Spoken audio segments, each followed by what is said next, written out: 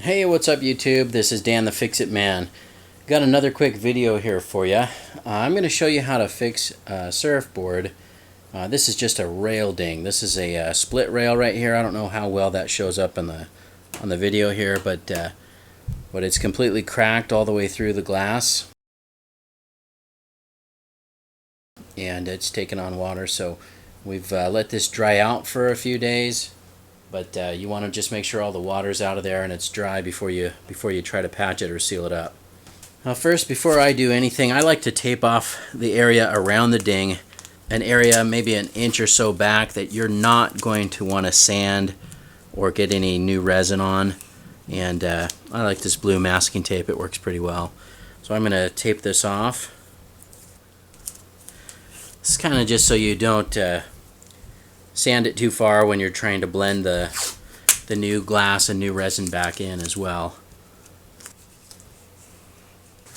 Once you have everything taped off, just grab some coarse sandpaper. This is 80 grit, just enough to really rough that up. But I'm going to try to take this down a little bit around that cracked area so that when we rebuild that or build it back up with some new glass, it's not going to be too bulky. Now you can use a power sander, which that's what this is for, but whenever I'm working on rails, I try not to if I can avoid it. If you're not real careful, that electric sander will just go right through the glass on the rail really easily. So there's a few little loose pieces in here, and I'm just kind of hitting them with a little razor blade here just to make sure we can get off anything that's already starting to flake off.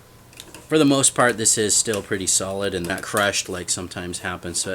But because of this top layer is flaked off a little bit, I'm going to mix up a really small batch of some sanding resin with some Q-Cell to go in there. Keep it nice and light, make it easier to sand, so we can kind of fill this little area, bring it back up to where it needs to be before we laminate it. Okay, so I just wanted to show you what I've got here. This is called Aerosil. I haven't used it before, but it looks similar to some of the other fillers and things that will lighten resin. I've heard of even people using sugar or powdered sugar, but I've just got a very small amount of sanding resin here. This is surfboard resin, of course. And what I'm going to do is it says a ratio of 1 to 1 will make a liquid that will still pour. That's about 1 to 1 as far as what I've got. So I like to mix that in first before we add any hardener or color. Now I'll show you. This is just some color pigment that I got at a local surf shop. See how small that little dot is on the end of that popsicle stick? I'm not even going to use all of that. I'm just going to dab that, just a little dab of that onto the other stick that I'm mixing with, and see what that does. A little goes a long way, and we'll see what we come up with here. Now it's still kind of a translucent blue, and this board is more opaque. It's more of that solid opaque light blue. So what I'm going to do is I'm going to add in a little bit of white pigment. Usually I would do that first. I kind of forgot to do that for this video. Okay, so here's the white. I'm just using the other popsicle stick. With white you can use a little bit more. And I'm just going to wipe that inside there, and I'm just going to kind of scrape that white, try to mix it in here. It's usually worth spending a little bit of time trying to match the color, trying to mix it. If you get it wrong, just start over. But you can see that's getting pretty close to that same shade of blue that's on the board. I'm just going to mix this a little bit more, try to get all those colors blended really well. We're ready to add some catalyst to that. 10 drops of catalyst per ounce of resin is usually what I do, and that goes off quick enough but not too quick. It's probably only a 1/3 ounce, so I'm going to just use 3 drops, and then I like to stir it for a good minute or so. Seems to be enough. 30 seconds to a minute, I guess. Now we're ready to put this on the board, and you don't want to, this is thick enough. It's not going to drip too much, But you just want to make sure that you fill all of those voids. And it just doesn't take much at all.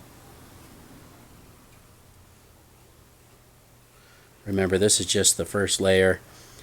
We'll sand this evenly before we get ready to laminate with some glass over this. And I'm kind of working this a little bit back and forth, trying to make sure that I'm forcing all that resin material inside and underneath that little cracked area, just so that we don't end up with any voids inside. I'm just going to top that off just to make sure we're high enough. It's just like filling anything, you just want to make sure you got enough material in there. And we can kind of wipe away a little bit of that excess. You don't want to wipe too much away because it'll sand really easily, and you just want to make sure you don't have any low spots there or areas that didn't get filled.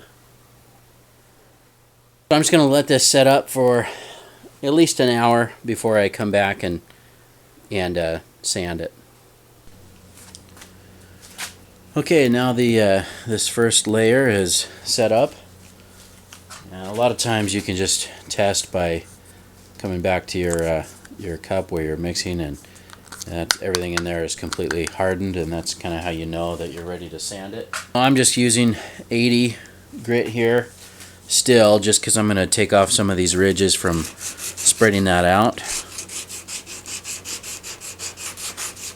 And we're just trying to flatten this back down so that it meets the same contours of the rest of the rail.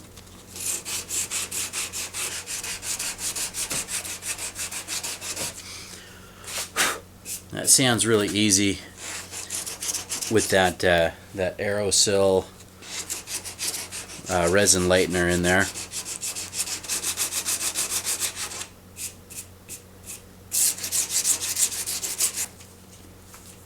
Alright, I'm going to switch to some 150 grit sandpaper here.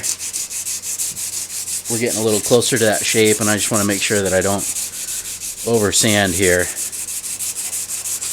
I don't want to oversand the glass around that, but we're getting real close.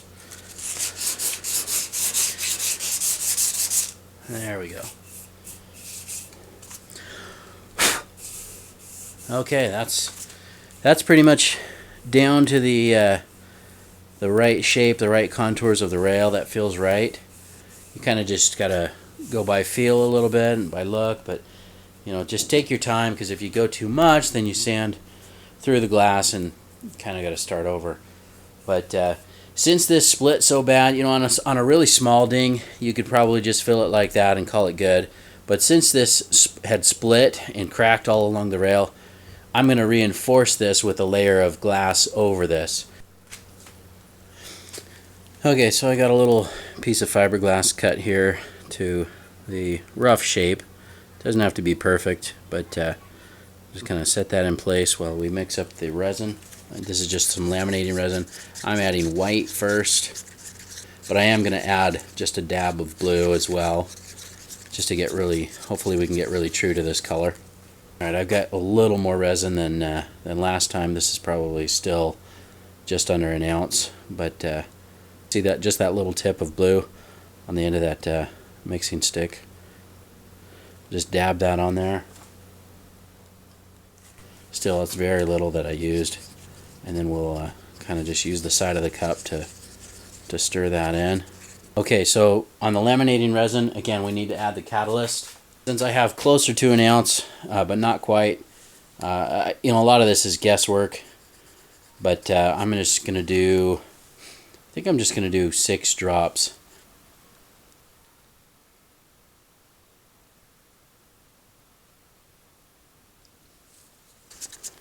Stir this up for about 30 seconds to a minute just to make sure it's completely mixed through. Now, laminating resin is not really sandable. It's going to still be gummy and tacky even after it's cured. So we'll be putting some sanding resin or surfacing resin over that once this is cured. So I'm just drizzling just a little bit here on the edge, just enough to let that fiberglass get saturated just a little bit. I'm going to do just a little bit more. Now you can use a popsicle stick like you see I have here to mix this or to lay this glass down, but I've found it's easier when you use a paintbrush. I've always got lots of these little craft paintbrushes on hand, and you can pick them up at a dollar store or Walmart or wherever, but they seem to help lay that glass down and get the resin to saturate all the way through without making too big of a mess. Sometimes you get these little strings of glass that come out, and that's not a big deal. Those will come off later, or you can pull them off if you get a chance.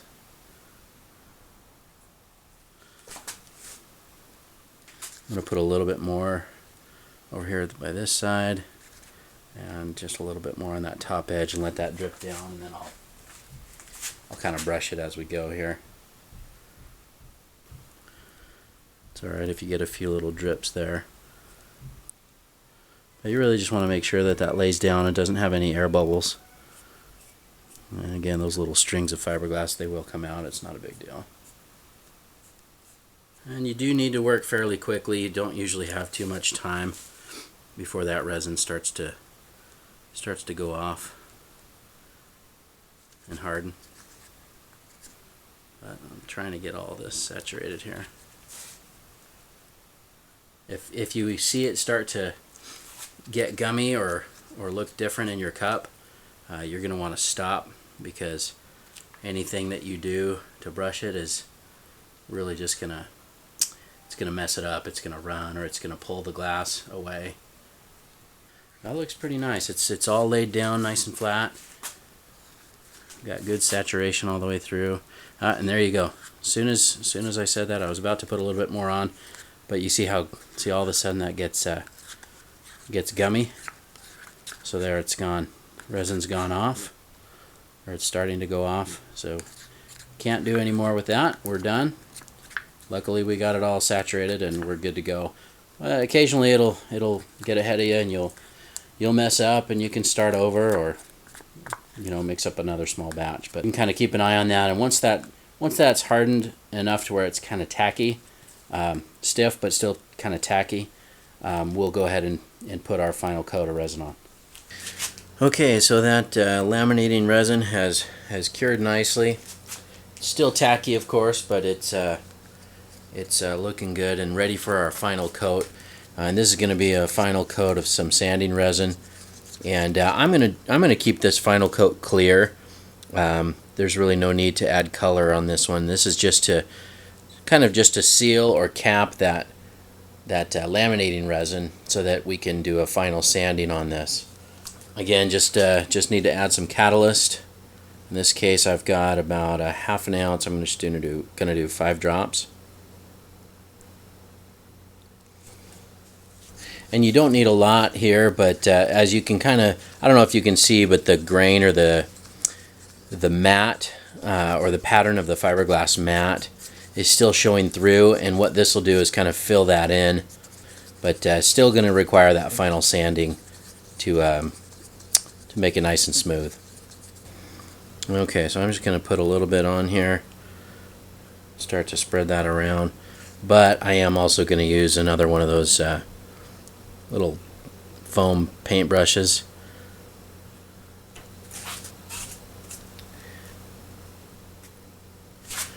These are really they just really help distribute and spread that resin evenly.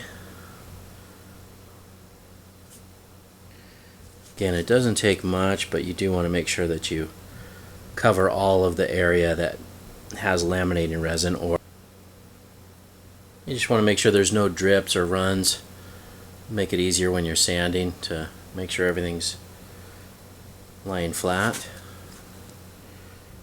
I'm just going to use a little bit more just to make sure that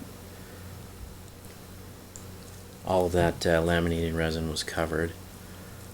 My brush is soaking up a little bit of this resin here too, but we'll have to sand these ends of that fiberglass mat. We'll have to sand those flat and blend it in. But if you didn't use this fiberglass, it it wouldn't be as strong. The fiberglass mat really adds a little bit of strength when you're doing a ding. Sometimes I'll do 2 or 3 layers depending on where it's at, but this is pretty easy just to lay this down with this 1 layer, and this should work out just fine. It's probably a good idea on this final coat to let it really sit up before you sand it. You know, you can probably sand it in an hour or 2. I think I'm gonna let it sit longer than that, maybe even overnight, just so that it's really completely cured and solid before we go to do that final sanding. Okay, so I let this cure overnight, and it's really nice and clean. Really, you could almost not sand it if you didn't have these edges that you had to feather back in. So I'm mostly going to focus on these edges around here, and once we get that feathered down to the level where we start to expose the tape or start to sand the tape, then we'll take off that tape and hit it with some really fine sandpaper. But first I'm going to start with some 80 grit just to get those edges knocked down.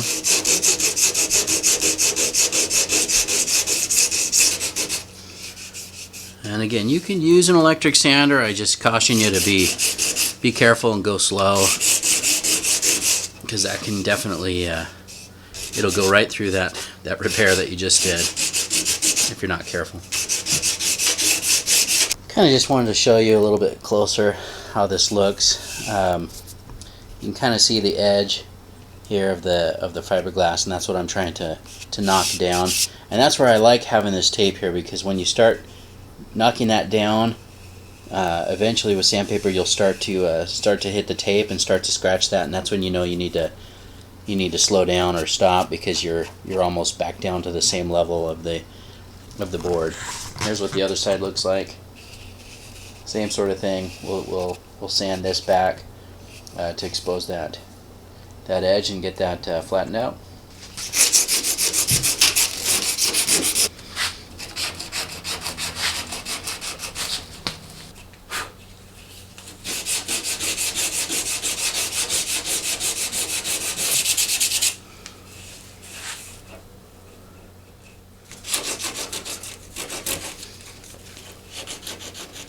I can feel the tape through here in some of the areas and on the back, and so I'm going to switch to a finer sandpaper. You could graduate slower than from 150 to 320, but that's all I've got right now. But if you had like a 250, that would be good too. But this will just kind of keep things nice and smooth.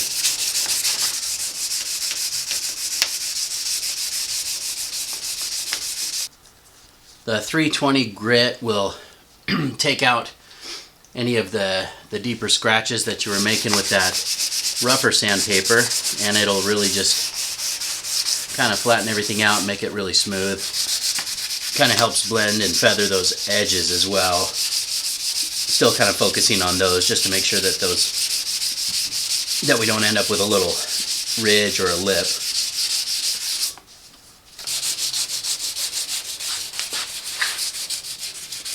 Still kind of got a lip right here, so I'm working on that.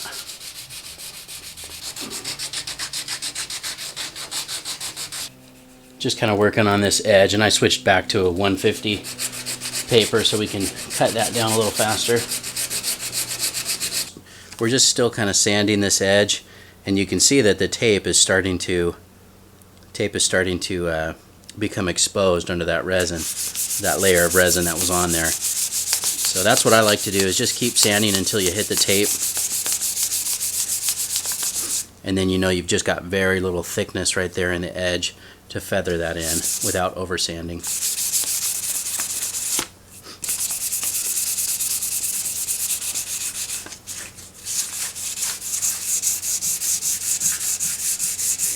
Still just want to take your time, but also just make sure you spend the time on this stage. A lot of people don't, so you'll see a lot of guys with a fixed ding out in the water, but it looks terrible. You know, it looks, you can obviously see where the edges of it are, and it I guess it's probably some added weight and slows you down a little bit too, but sometimes those edges are sharp and you can cut yourself out in the water.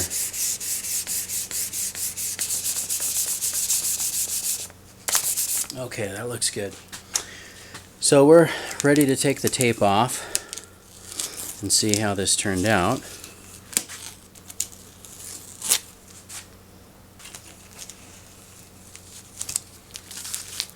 Now to finish this off and clean up these little edges, and again it's pretty good as it is, but just to make it nicer, I'm going to use some 800 paper on that.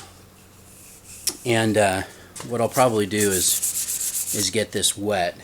So grab a bottle of water here. This is the some 800 paper with just a little bit of water. And that seems to make it work a little bit nicer. There we go. It really doesn't take much to kind of buff that ding out and make it nice and smooth.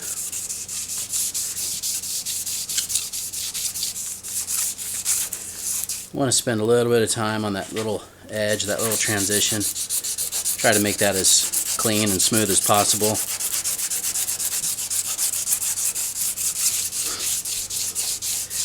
It doesn't take much with the 800, but just trying to get all the try to get rid of all those scratches from the coarser sandpaper, and this kind of gives it that nice polished, smooth look. I'm just gonna wipe this off so you can see what it looks like, and that's pretty much it. You know, once you've got it all sanded down and cleaned up, you're ready to get back in the water.